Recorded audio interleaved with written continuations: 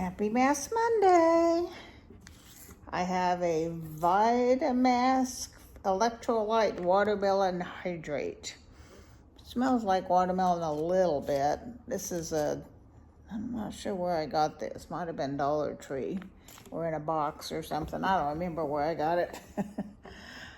So, we haven't done this in a while. You like my story times about Japan? Well, when I first got married, my husband had just got out of he went to basic training and then he went to his specialty training in the Air Force, and during Vietnam years, he got his draft notice for the Army and said nope and joined the Air Force. So after his training, we got married, and then he went to Japan and then arranged things so I could come because he had to get special permission and all that. I was one of the few wives there that was in his, I don't think they call them platoons in the Air Force. I think they call them flights or something.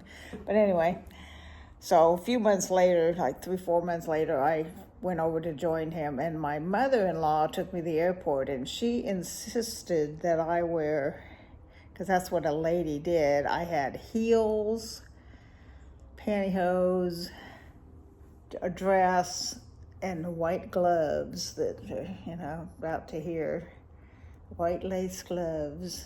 So I was the perfect lady. As soon as I got on the airplane, I took off the gloves and took off the pantyhose because, not very comfortable for a 26-hour flight.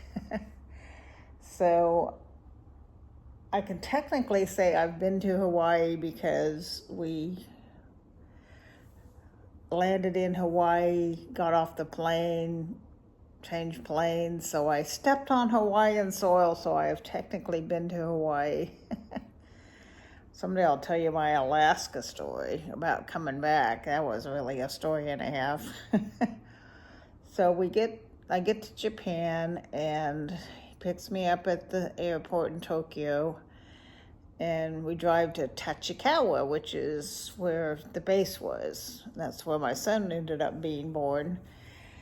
That base isn't there anymore. There's another base that's still there nearby, but that particular one's not there anymore. But got to remember, this is 1968, so right in the middle of the Vietnam War. So as we're driving through Tachikawa to our little apartment, we drive by an anti-war demonstration in front of the gates of the base. And I'm like, oh, great, what did I get myself in for? And then I look over, and I'm like, you gotta remember, I'm like 18 and naive. So we start heading towards our little apartment and go past what I eventually realized were hookers on the streets. And I've never seen anything like that before. And I'm just at that, between the hookers and the demonstrations, I'm like, oh my Lord, what did I get myself in for? What's happening? So we get to our little apartment that's just right within walking distance of the base, just straight down the road, basically, but it was off-base housing, and it was a little Japanese apartment. And it had tatami mats, which are like a woven rice mat. And the bathroom had a drain in it because they don't believe in soaking in the bathtub. They think that's nasty, you're soaking in your filth, so... It was a square bathtub, like a cube, that was probably 3 by 3 by 3 by 3, like a cube. And what you did was you scooped and you poured the water on you when you washed off, and then you scooped more water on you, and then you got in, after you were clean, you got in and soaked.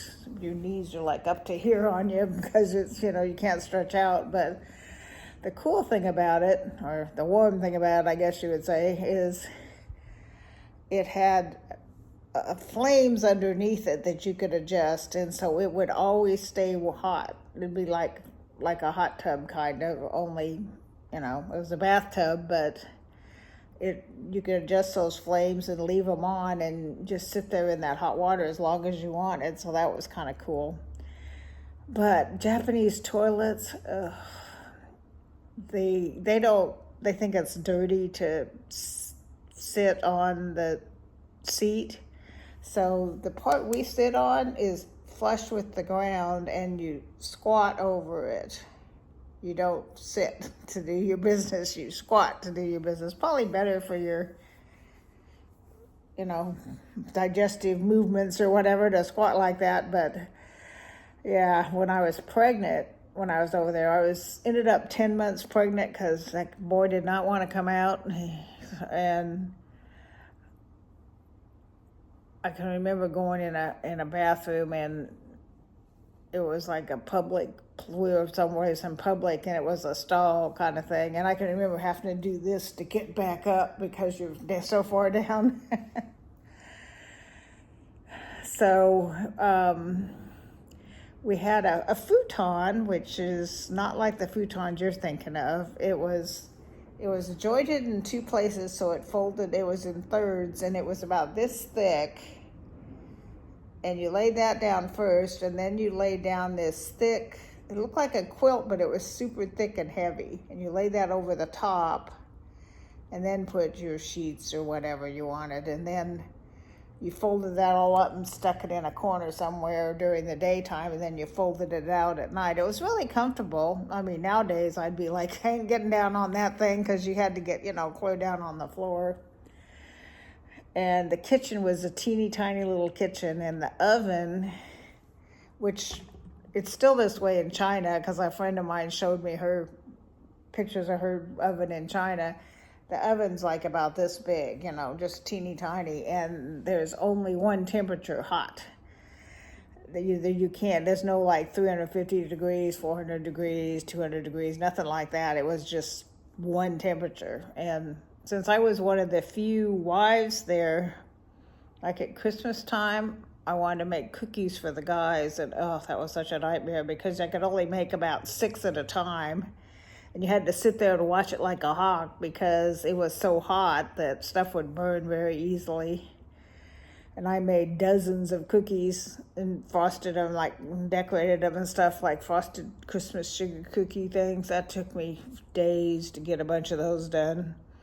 I made cookies, and I made some fudge and all that for the boys. And because eventually, like about a year into it, we ended up there 4 years, but about a year into it, a couple other wives came. But in the beginning, I was like the only wife, other than maybe the officers, but of the enlisted type guys, I was the only wife. And so I'd have the guys over to, we eventually moved into like an American style house on the other side of the base. It was still off base housing, but it was an American style house. So that was a little more comfortable.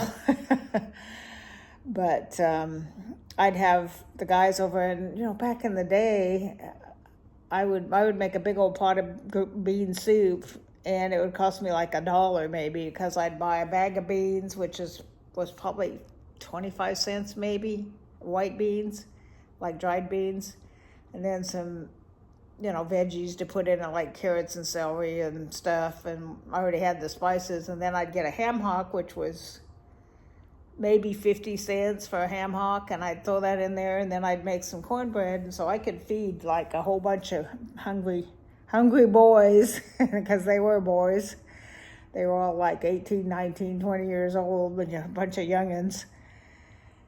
And so I would feed them all. And after we lived in the little apartment, we moved to a court and full of GIs, and those were married couples, so I had other women to, kind of hang out with. But back to my first week, back to my little apartment.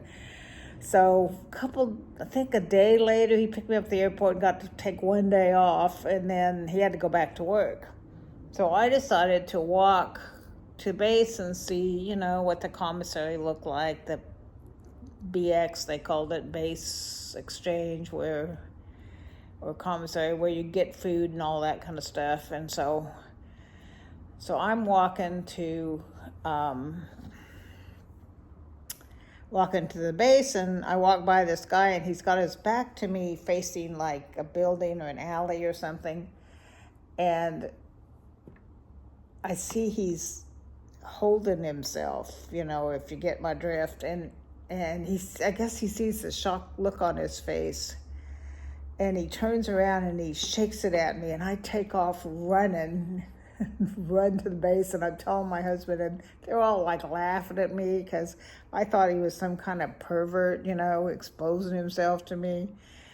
It turns out they just pee on the street like that. The guy's got to take a leak. He just goes in the alley and takes a leak, which is, I don't know if that still happens. We're talking 50 years ago, but it was, freaked me out because I'm this young, stupid, naive, young girl. But I really loved being in Japan. It's beautiful, and there was a lot to do. And once, they had, like, I think I've told you this story before. Every Tuesday we would go to the NCO club, which is where the non-commissioned officers, basically the grunts, the lower guys would go, and they would have a spaghetti dinner, and you got either wine or iced tea, a plate of spaghetti, some French bread, and a garlic bread, and a salad, I think. You got a side salad too, for 50 cents. Could not even back in those days, you could not make that at home for that price. This is really juicy. There's still a lot. I'll just leave it to soak in. Rub some down here.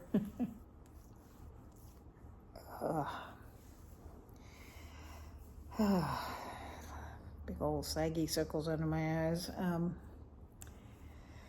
So that's my little story about my first week in Japan. I rambled off onto some other areas of my Japan life, but usually like my Japan stories. So I'll do some more about my house that I lived in. This was about my first little apartment, and then I'll do another story time down the road about when I lived in that little house. So watch for that another time.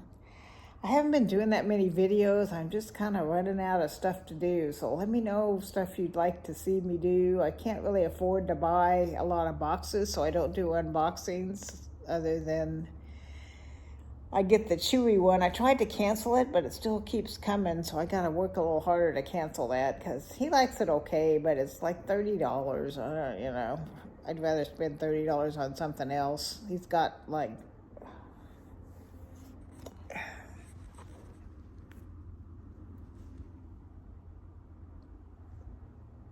lots of toys. I don't know if you can see those when I move the camera around, and then there's more in the bedroom on the bed that he's claimed that bedroom for himself. When I watched the dogs for 3 weeks, and the kids paid for a deep clean, and so she came on Saturday, and the window where Haku gets and looks out the window, which is where he is right now, it was filthy because it's been real muddy. It was like caked in mud and all that, and I'm like, just do the best you can. I know you're not going to be able to get it clean. And after she leaves, I go look, and it's pristine white. She got it perfectly clean, and my oven looked like it had never been used. She did a really good job, and I didn't have to pay for it. The kids paid for it. So that was great. But she found all these toys he had stashed here, there, like that whole pile I showed you on the couch. She found those. I think there was 1 or 2 laying on the couch, and then the rest of them she found behind furniture, under furniture, or whatever. So I don't really need the Chewy box. That boy's got way more than enough toys. But they get a little. You can tell they get a little well loved. How beat up this one is.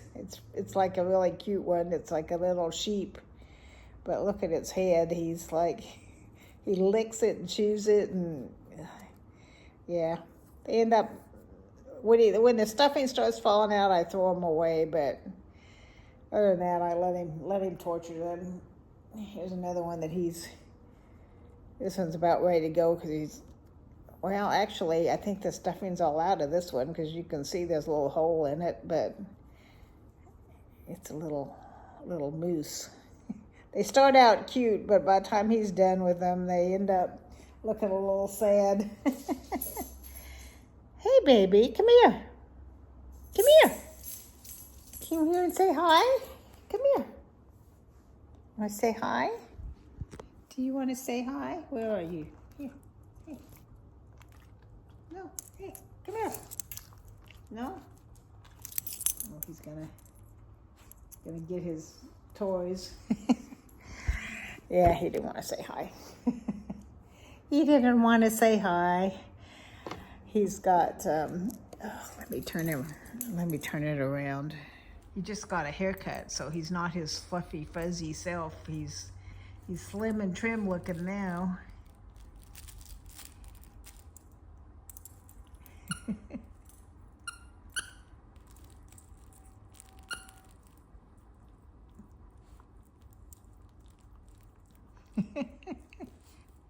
Hey, there's my boy.